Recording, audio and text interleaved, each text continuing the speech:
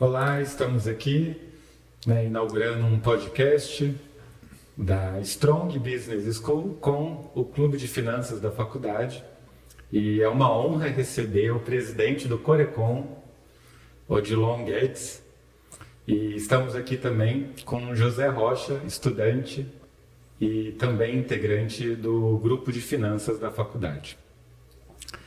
Queria começar perguntando para o Odilon como que é o Corecon, como funciona, o que você pode falar que o Conselho de Economia pode contribuir para a profissão, para estudantes de economia?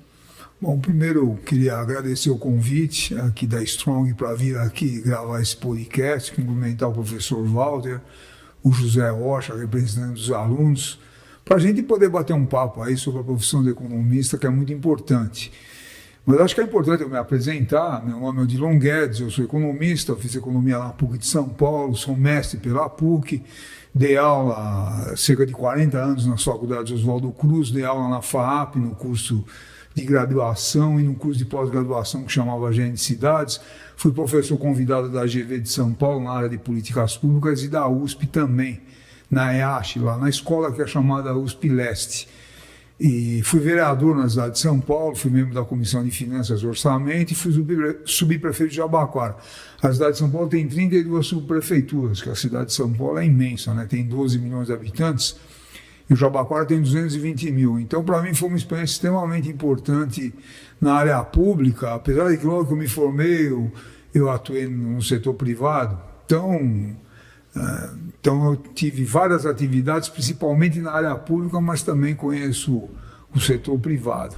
Agora, o Conselho Geral de Economia, ele é regulamentado pela Lei 1411 de 1951, que define a profissão de economista e o papel dos conselhos. O Conselho de São Paulo tem 15 mil economistas registrados, é o maior do Brasil. E ele, fundamentalmente, uma das funções é fiscalizar e defender os interesses da profissão, como qualquer outro profissional. Os contadores têm o Conselho dos Contadores, administradores, tem a OAB dos advogados, os médicos têm o Conselho Federal de Medicina. Então, nós defendemos a nossa categoria de que forma? Fiscalizando. Quem trabalha como economista, ele precisa estar registrado no Conselho. Tá certo? Então, se não tiver, a gente fiscaliza, avisa o profissional e se ele não se registrar, ele é multado. As empresas que trabalham na área de economia também precisam estar registradas no conselho. Então, por exemplo, às vezes você tem um outro profissional que trabalha na área de economia, ele não pode trabalhar. Como qualquer profissão defende o seu mercado de trabalho. Então, a gente faz uma fiscalização rigorosa nesse sentido para poder defender o mercado de trabalho da nossa categoria. Então, essa é uma das questões centrais. A outra é a gente debater as grandes questões nacionais. Nós, economistas, somos um profissional extremamente privilegiado na formação. Eu falo claramente, a melhor coisa que eu fiz foi escolher fazer o curso de economia. Nós temos uma visão do mundo, do país, sobre os mais variados aspectos. O curso nos possibilita isso, inclusive nos possibilita a trabalhar nos mais variados setores do mercado de trabalho, seja do agronegócio, do mercado financeiro, do mercado de capitais, do Estado, do ponto de vista do planejamento, do orçamento público, da perícia. Então, o Conselho, além de defender a categoria, na atual gestão, nós estamos discutindo muitas questões nacionais. Nós já elaboramos 4 documentos importantíssimos, no nosso entender. Um sobre o papel do Estado, depois eu até posso abordar.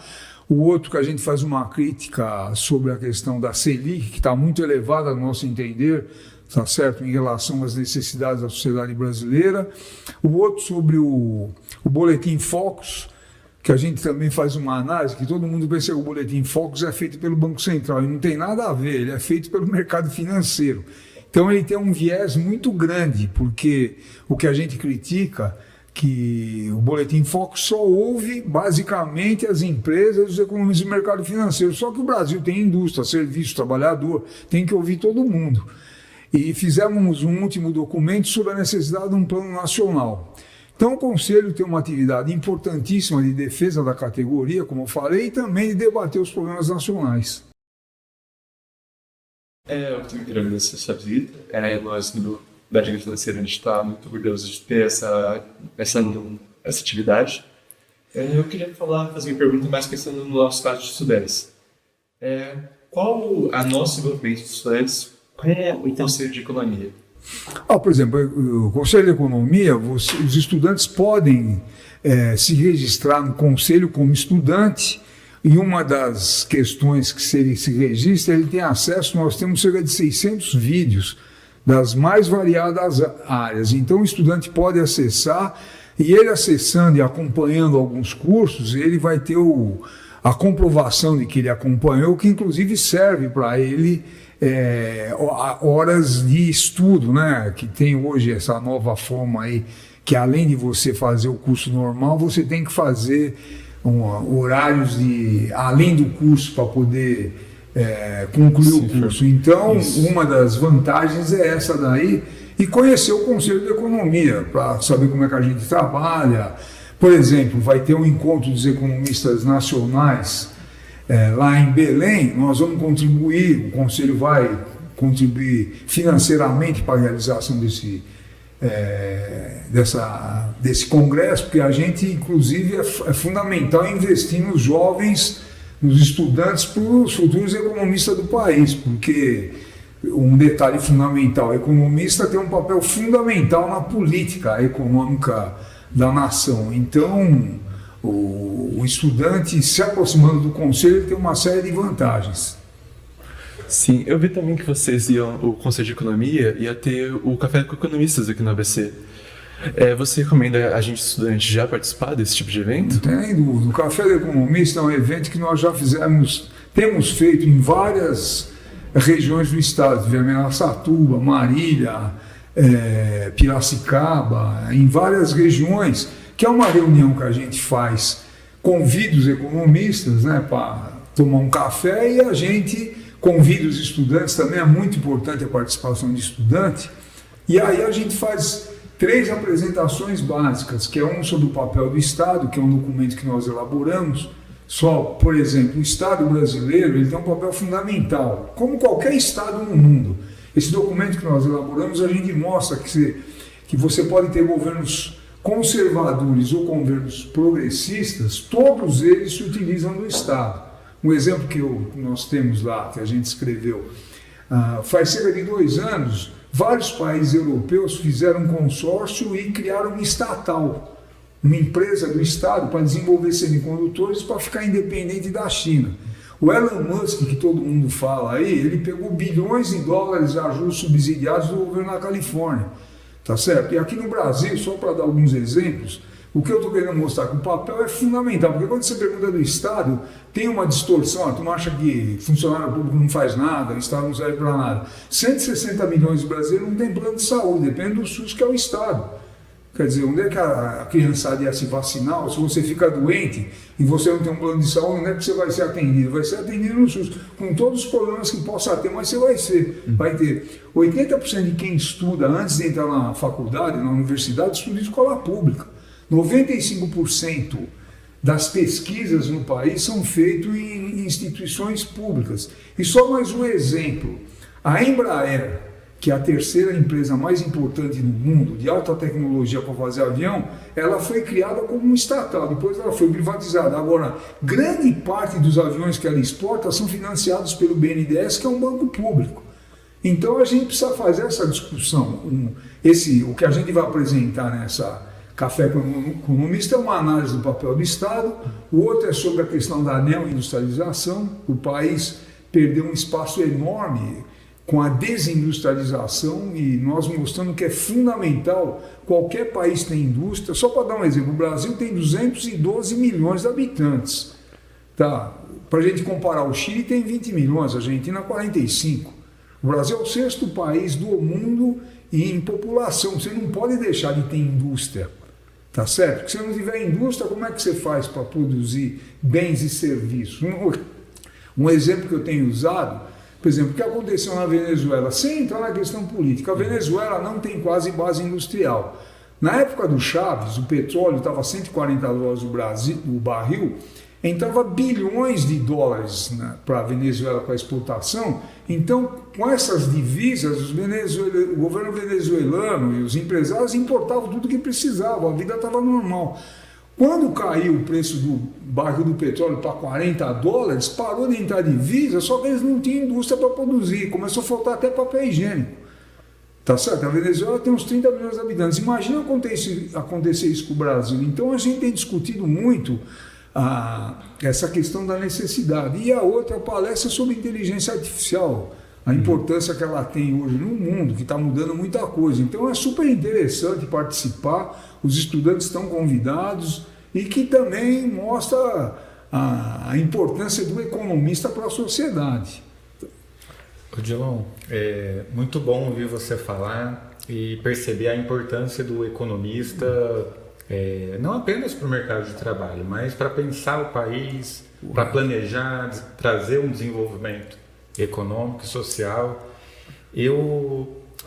Antes, voltando um pouquinho nos nossos assuntos, estou pensando no seguinte: quem vai nos ouvir provavelmente ou é um estudante de economia, ou às vezes até um economista já formado, e também pessoas que estão pensando em escolher um curso, ainda está um pouco em dúvida. E sabemos que uma das preocupações é no mercado de trabalho, né? Como a pessoa vai trabalhar, com o quê. Sabemos que o mercado de trabalho do economista é vasto, na área pública, na área privada, seja na empresa, na indústria ou na área financeira. Queria que você falasse um pouco sobre o mercado de trabalho do economista. Olha, o trabalho do economista é extremamente amplo. Inclusive, o Conselho Federal de Economista produziu este livreto aqui, que é sobre a profissão do economista, onde o economista pode trabalhar. Eu vou deixar aqui, logicamente, com vocês. Então, eu elenquei alguns só para a gente ver. Olha, o economista pode trabalhar na área pública, no setor de planejamento, de orçamento público. Tem um vasto campo de trabalho para os economistas. Por exemplo, esse ano aqui, todos os municípios do Brasil, 5.750 municípios, vão ter que fazer o plano plurianual. É um plano de 4 anos de investimento. Isso é fundamental. Agora, quem tem... Aí você vai fazer projeção do quê? Qual vai ser... Quanto é que o município vai arrecadar nos próximos 4 anos? Isso aí tem uma base para o crescimento do PIB. O PIB crescendo vai aumentar a arrecadação. Qual vai ser a inflação? Se aumentar a inflação, você também vai aumentar a arrecadação, porque as mercadorias vão aumentar de preço, o governo vai arrecadar mais tributos, então vai arrecadar mais. Por exemplo, se o município está atraindo alguma indústria, que tipo de tributos que essa indústria vai ter que pagar que vai beneficiar o município? Só para dar alguns exemplos. Por exemplo, outra coisa, o plano plurianual está ligado ao plano diretor, que tem a lei do plano diretor, que é a lei do Estatuto das Cidades. O plano diretor é um plano de 10 anos que os municípios são obrigados a fazer. E está lá no artigo 40 a 41 que o plano diretor tem que estar ligado ao plano plurianual, que eu falei, é um plano de 4 anos de investimento, a lei de direção orçamentária e a lei do orçamento. Então, nós economistas é que temos os instrumentos para poder fazer planejamento, analisar os indicadores. Então, por exemplo, na área pública, a questão do planejamento. Outra área importantíssima, mercado financeiro. Você tem que analisar você tem que dominar a política macroeconômica, política fiscal, monetária, cambial, qual o reflexo que isso tem em relação a quem aplica dinheiro no mercado financeiro, tá certo? Ou, por exemplo, o mercado de capitais, as empresas que têm ações na Bolsa de Valores, você acompanhar essas empresas, se elas estão dando lucro ou não, por quê, onde é que elas atuam. Por exemplo, a gente tem que ter uma visão do mercado internacional. Hoje, o que é que está acontecendo no mundo? Com a política do Trump no mundo, que é uma confusão generalizada, isso tem um reflexo direto na vida das empresas. O que o Brasil pode ganhar em exportação? O que nós podemos ser prejudicados? Então, você tem que orientar. Se você for trabalhar em algumas empresas que estão ligadas ao setor externo, você tem que orientar lá os donos da empresa. Por exemplo, a questão da perícia de economia. Nós economistas podemos fazer perícia sobre avaliação patrimonial.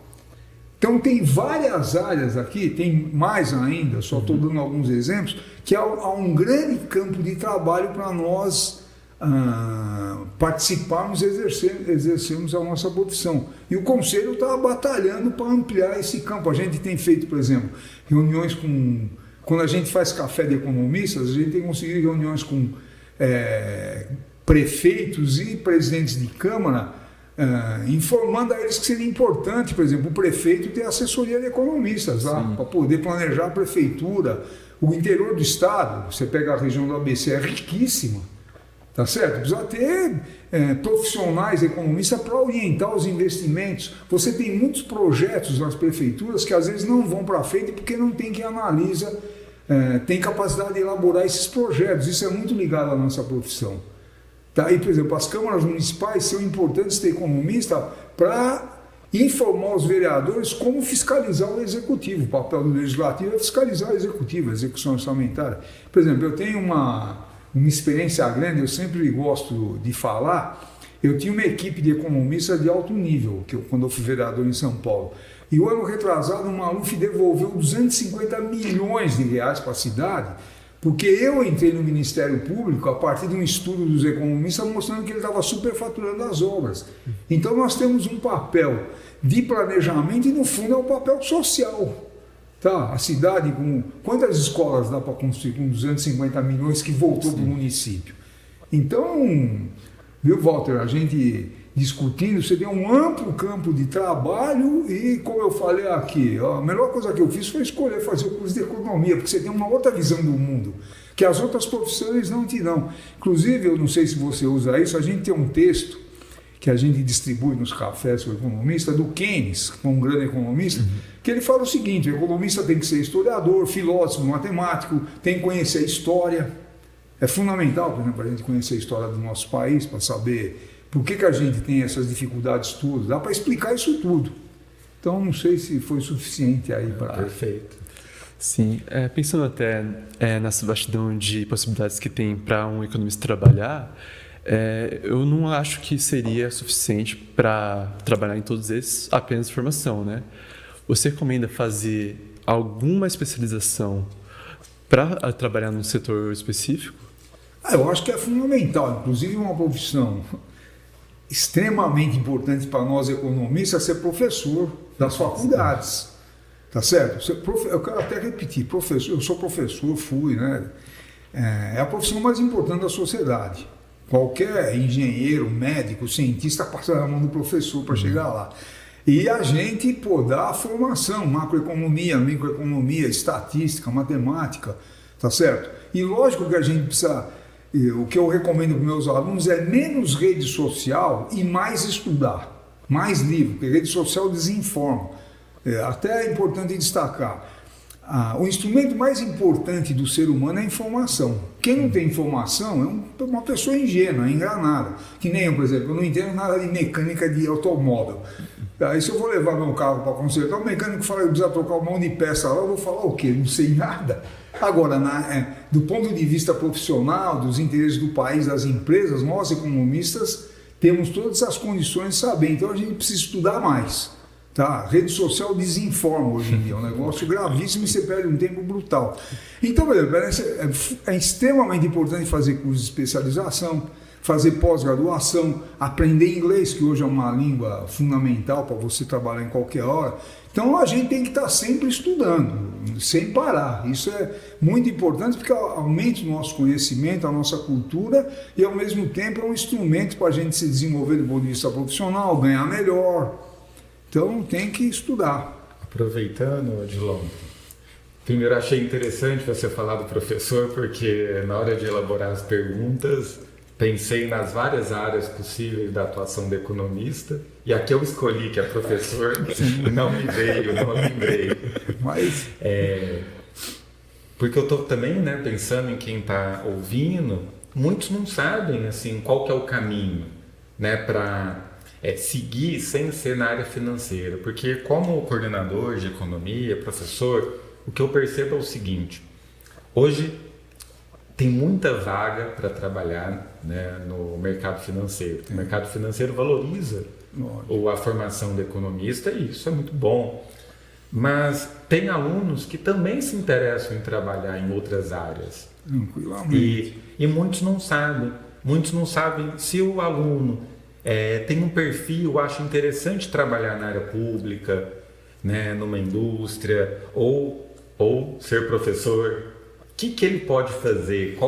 Que ele tem que recorrer para ele entrar nesse mercado? Eu elenquei várias áreas aqui. Por exemplo, na indústria, logo que eu me formei, eu fui trabalhar com um amigo meu de infância, ele me convidou, ele tinha uma pequena indústria, eu fui trabalhar lá. E ele era um cara desorganizado, estava devendo aluguel, atrasado o salário, devia para a sogra.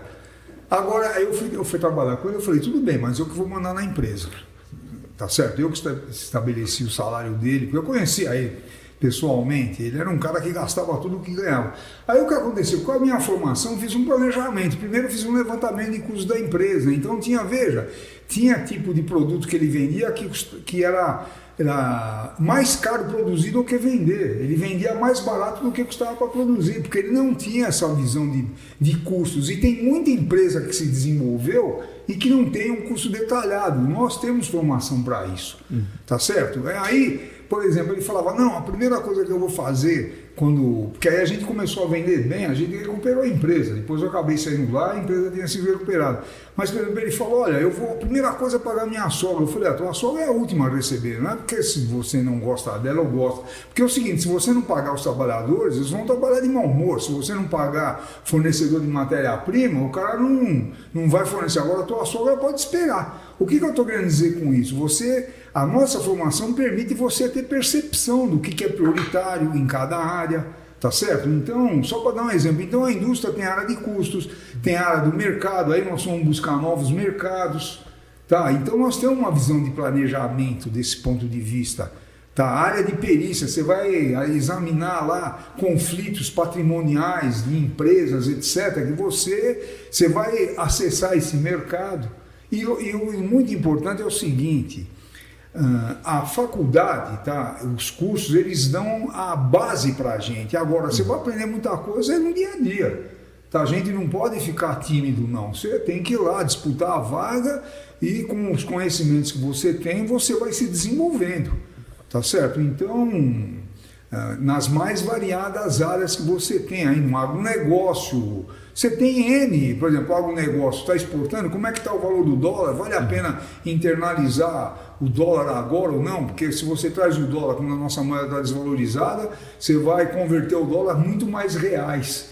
Tá? O lucro de quem exportou vai aumentar em reais, entendeu? Só para dar um exemplo, novos mercados, por exemplo, o Trump aí colocou aí 1000 tarifas sobre a China, então a China vai ter que comprar de outros mercados, nós temos condição de exportar. Como é que você faz para exportar? Tem N empresas nessa área que precisa de gente que pensa o comércio exterior, que não é fácil você exportar também. Então, por exemplo, você pode trabalhar em cooperativas, tem pequenos empresários, produtores, vamos supor, de frango, como é que faz para exportar? Então, a gente precisa ir conhecendo aqui cada área que existe, que é um mercado para a gente trabalhar. Sim, até pensando nisso, eu estava pensando em que possibilidades a gente no longo prazo, 10, 15 anos. Quais são os setores que vai expandir para um economista trabalhar? Um setor ambiental, um setor de blockchain, das novas tecnologias, novos problemas, novas demandas. Quais você acha, até abrir para o professor Walter também, que um economista hoje de formação deveria focar? Por exemplo, você tem essas várias áreas, agora tem a área ambiental, que é uma questão fundamental.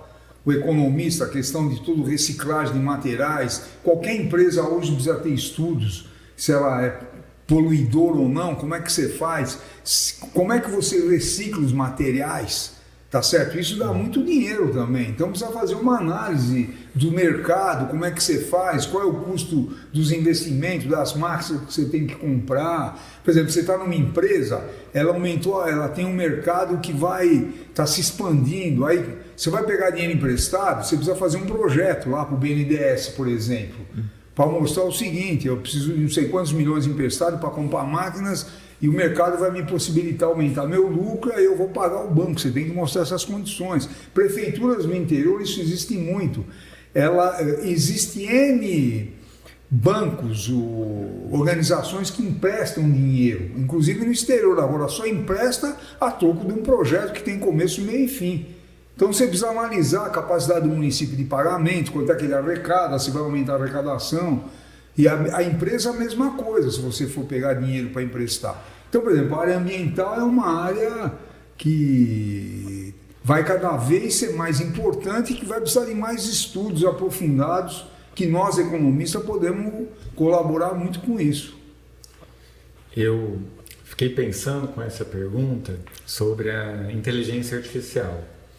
Acredito que muitas mudanças hoje, tecnológicas, estão provocando e irão provocar transformações em todo o mercado de trabalho, da sociedade. Eu acredito, não sei o que vocês pensam, que o economista é um profissional muito preparado diante dessas transformações que a gente não conhece. Como diria Keynes, o futuro é incerto, não conhecemos. É interessante buscarmos ver o que pode acontecer. O economista, ele intervém na sociedade e ele também é bom para pensar para onde que a sociedade vai. Acredito que o economista está preparado porque a formação do economista é uma formação muito ampla, que no meu entender capacita, faz a gente entender a realidade de uma forma mais bem elaborada. E só de enxergar a realidade de uma forma mais bem elaborada, ele já consegue se adaptar e fazer com que a inteligência artificial, por exemplo, seja uma aliada, seja algo que complemente a sua formação e a sua atuação. Algumas outras áreas que são mais técnicas, mais burocráticas, que exigem pensar menos, talvez sejam mais negativamente afetadas. A questão da inteligência artificial. Recentemente nós elaboramos um documento e quem construiu o documento foi um colega nosso que é extremamente capaz. Ele falou para mim, eu usei bastante a inteligência artificial, mas você precisa saber usar. Não é você ficar perguntando, ela vai. Você tem que ir calibrando o que você quer, explicando para ela, tá certo? Porque não é tudo que ela coloca lá que está corretíssimo. Então você vai manejando ela. Agora, isso a gente precisa ter uma base teórica para fazer isso. Essa é a grande questão da gente, isso que o professor Walter falou. Você tem macroeconomia, política fiscal, cambial, política monetária, como é que isso influencia na empresa? Por exemplo, você tem uma taxa de juros extremamente elevada, que é para combater a inflação. Só que, por exemplo, nós temos que analisar a composição da inflação. Uma parte da inflação brasileira é por causa do custo dos alimentos, por causa que não choveu, o tempo ficou muito árido. Agora, você aumentar a taxa de juros, vai produzir mais tomate? Não tem nada a ver. Essas coisas, por exemplo, nós temos inclusive uma reunião com o Banco Central, o Conselho marcou agora para agosto, nós queremos discutir essa questão da taxa de juros e outros envolvimentos do Banco Central. Os juros é uma questão fundamental. Se aumenta os juros, aumenta o custo das empresas, porque ela vai pegar dinheiro emprestado. Aí ela vai repassar para os produtos dela esse aumento de juros que vai aumentar mais ainda a inflação. O comércio vai vender menos, a indústria também, vai aumentar o desemprego. Aumentando o desemprego, a pessoa que tinha, vamos supor, um plano de saúde vai deixar e vai ter que ir para o SUS, que vai aumentar o gasto do Estado. Só para a gente entendendo toda a relação que tem. Você aumentando a taxa de juros vai aumentar o custo da dívida pública. Este ano aqui, o governo federal deve pagar R$1 trilhão de juros da dívida pública. Não há país que se sustente com isso. Aí o governo corta dinheiro. Está saindo esse debate por causa do IOF. Aí o governo já cortou dinheiro de universidade pública, de uma série de lugares, para pagar juros para quem aplica dinheiro no mercado financeiro. Então, por exemplo, a gente tem que acompanhar essas questões todas e com a nossa formação a gente tem capacidade de interpretar. Aí, por exemplo, microeconomia, entender o mercado, como é que ele funciona. Quer dizer, o Estado e o mercado tem um papel importante. Outra coisa, viu, só estou lembrando aqui, é fundamental viajar. Porque para a gente ter informação, o que você precisa comparar? Tá certo? Isso, a gente precisa comparar. Por exemplo, o que eu sempre falo, vou para o interior e falo, se o sujeito mora nessa cidade, nunca saiu dali, acha que o mundo é aquela cidade. Não é. Então, eu até falo, eu já tive a oportunidade, eu fui para a Rússia 2 vezes. Eu sou de uma geração que falava da Rússia comunista, vai, você achava que você chegava lá, os caras iam te prender. Pô, a Rússia é um país maravilhoso, um povo super simpático. Eu tive a oportunidade de ir para a China. Por que é importante viajar? Você vai lá olhar o que os caras estão falando, não de ouvir falar em rede social. Quando eu fui estudando, eu fiz uma visita na Companhia Siderúrgica Nacional, que, aliás, falando em Estado, quando o Getúlio fez a Companhia Siderúrgica Nacional na década de 1940, ele convidou os empresários para fazer essa siderúrgica. Ninguém quis, porque era um grande investimento com longo prazo de retorno. O Estado teve que fazer. Então, por exemplo, quando eu fui visitar, é um monstro aquela siderúrgica. Isso vai te dando a dimensão da necessidade de investimento, tá certo? Então, isso tudo que o curso nos proporciona, essa visão histórica. Eu não sei se eu estou me alongando, Ótimo. mas, por exemplo, eu dei muitos anos aula de economia brasileira. Então, você pega, os Estados Unidos foi mais ou menos colonizado na mesma época que o Brasil. Só que os Estados Unidos, o que a gente chama, era uma colônia de povoamento. As pessoas mudaram da Inglaterra e de outros países da Grã-Bretanha para os Estados Unidos porque eram perseguidos políticos, porque com a reforma protestante lá do Martinho Lutero, 1517, teve guerras violentas na Europa entre católico e protestante, e muito protestante fugiu da Europa para mudar para os Estados Unidos para não voltar mais, para construir uma nação. Então foi professor, advogado, operário, e ficaram lá. Aqui no Brasil, o que a gente chama é uma colônia de exploração. Os portugueses eram aqui para levar tudo que a gente tinha e fizeram isso durante mais de 300 anos. Então a gente precisa entender a história. Por exemplo, os Estados Unidos teve duas grandes rupturas na sociedade. Uma delas foi a Guerra de Libertação, 6 anos de guerra que os americanos travaram com a maior potência do mundo, ganharam a guerra e mudaram o país. A outra foi a Guerra de Secessão, que é considerada a primeira guerra moderna, morreram mais de 700 mil pessoas. O que eu estou falando? Houve rupturas na sociedade que ela mudou muito. Não é que eu defendo a violência, mas agora no Brasil, quem é que proclamou a independência do Brasil? Um príncipe português, que não mudou nada, absolutamente nada, continua escravo, exploração. Inclusive, só para lembrar mais um, o José Bonifácio de Andrade Silva, que é o patriarca da independência, ele era um cara que ele pensava no futuro. Quando ele orientou lá, foi ele e a princesa Leopoldina, mulher do Dom Pedro, que era filha do imperador da Áustria. Ela tinha uma formação intelectual excelente. Eles dois tiveram um papel fundamental na independência do Brasil. E ele defendia acabar com a escravidão, proteger os índios, proteger as florestas, industrializar o país. Ele defendia isso. Sabe por quê? Ele era um cientista e morou na Europa durante mais de 15 anos, logo depois da Revolução Francesa, no auge do desenvolvimento da Revolução Industrial, ele veio para o Brasil. Por isso que eu falo que tem que viajar com outra cabeça. Entendeu? Então, você tem que viajar para poder conhecer o que acontece no mundo. E, além de estudar, se possível, viajar para a gente vendo as realidades que tem. Tá? Então... Odilon, muito bom ouvir você falando, porque dá para perceber, acho que todo mundo que ouve dá para perceber que o economista, além de ser uma profissão importante no mercado de trabalho, bem valorizada, e isso, claro, é importante, mas o economista também, o bom economista é um pensador. É um pensador. E ouvindo você falar, através disso, um bom economista, no meu entender, já dá para ver que você não só pensa assim, mas é assim, é um economista que pensa os problemas do Brasil. Eu falo isso porque, como coordenador, a maior parte dos cursos, pesquisando sobre os cursos de economia no mundo inteiro, é um padrão muito parecido. Os livros, correto. E não só da área de economia, de diversas áreas, os livros são americanos, uma formação como se as teorias americanas, europeias, servissem sempre para todo o país no mundo. E acredito que um bom economista também tem que estudar Brasil, entender o Brasil, entender a diferença do Brasil com outros países. Isso traz uma vantagem, uma vantagem não só do pensar, uma vantagem no sentido intelectual, mas uma vantagem na própria atuação da profissão. Mas falando nisso, queria fazer uma pergunta. O economista tem algumas áreas de atuação que é reservada ao economista, que só o economista deve trabalhar. Queria que você falasse um pouco disso. E também algumas áreas que o economista ele pode atuar, mas que ele concorre com outras áreas, com outras formações.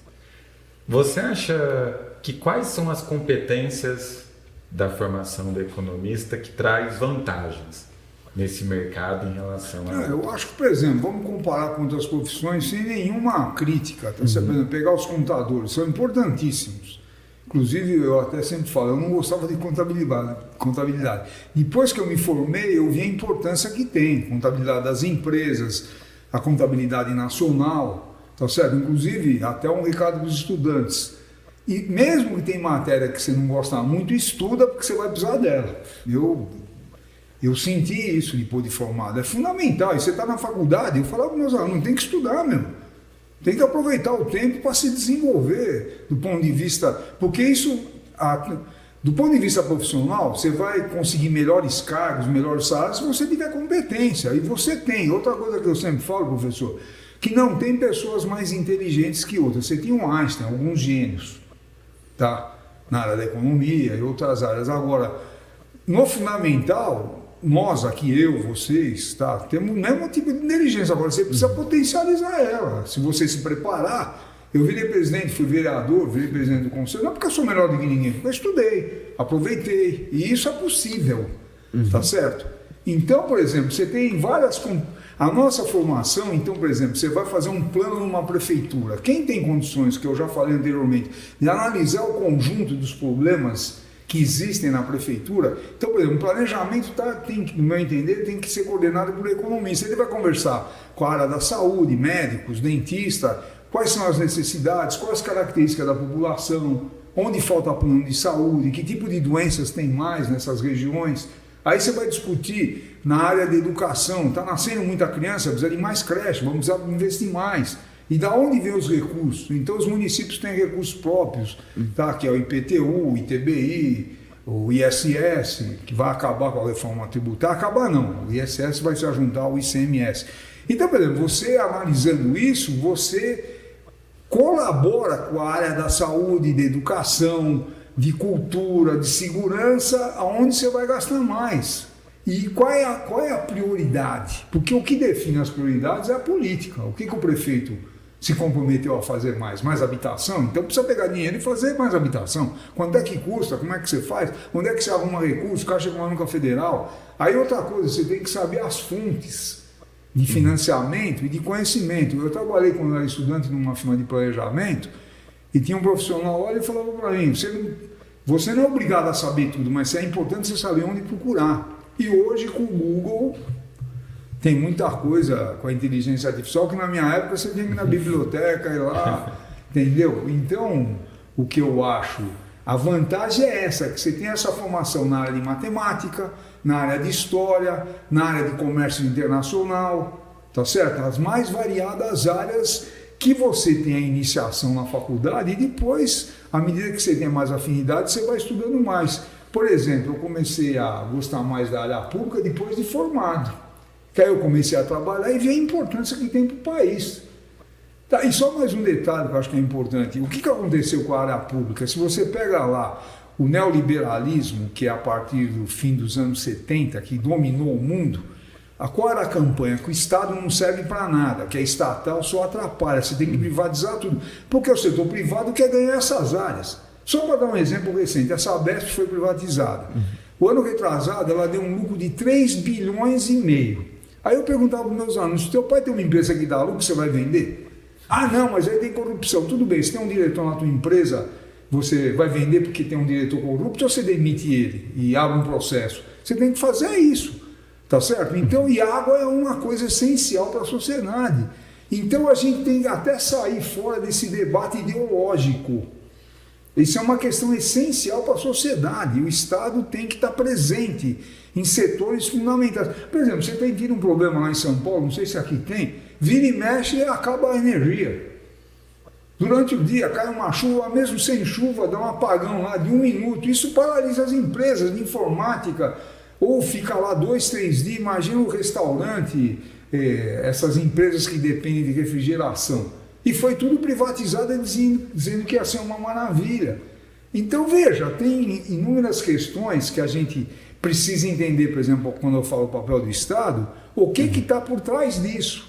Então, o economista, você tem que analisar desse ponto de vista histórico, e aí, voltando para o Keynes, quando se a economia começa a entrar em recessão, o que o Keynes falava, né?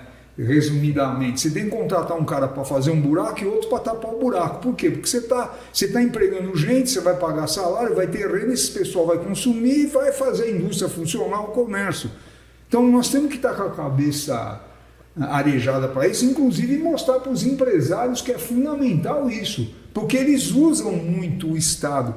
Mais um exemplo, o agronegócio, todo começo de ano, eu perguntava para os meus alunos, quanto é que você acha que o agronegócio participa no PIB brasileiro? Que é serviços, agricultura, pecuária, agronegócio e indústria.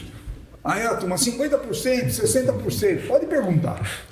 O agronegócio participa com 29% do PIB. A indústria hoje participa com cerca de 14%. Só que a indústria gera mais emprego, paga mais salário e paga mais impostos do que o agronegócio inteiro. Só para dar um exemplo. Eu dei aula de agronegócio na FAP, tive que estudar. A produção agropecuária dentro da fazenda participa com 7% do PIB. A agricultura pecuária. O que é agronegócio? A gente fala montante, são todas as empresas que fornecem insumos para o agronegócio. Então, máquinas, colhedeira, trator, financiamento bancário, tá? Compra de adubo, isso tudo chama de agronegócio, que é a indústria que está produzindo. Isso é montante. E a jusante, o supermercado, toda a indústria de transformação de alimentos, você entra no supermercado, tem tudo lá que passa por a indústria. Isso é chamado agronegócio. Só que aí você pega a televisão, o agro é pop, o agro é isso, e todo mundo acredita que é a salvação da lavoura, e não é bem assim. E o agronegócio, isso que eu ia falar.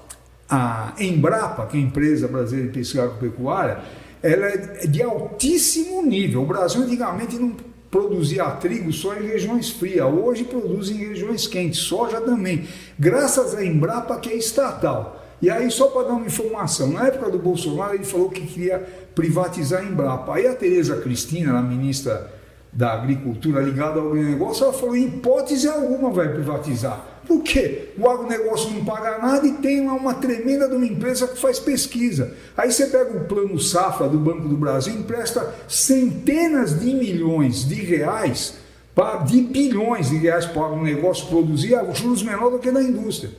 Então depende do setor público, agora ninguém sabe disso. Voltando, a grande questão é a informação. Então, mais uma pequena questão. Nós estamos deixando um livreto aqui sobre a profissão de economista, a gente pode até arrumar mais alguns. Para você ter, os alunos terem contato, que tipo de profissional que ele pode ser, tá certo? E aí, colocando que ele tem mais afinidade e se preparando mais para isso durante o curso.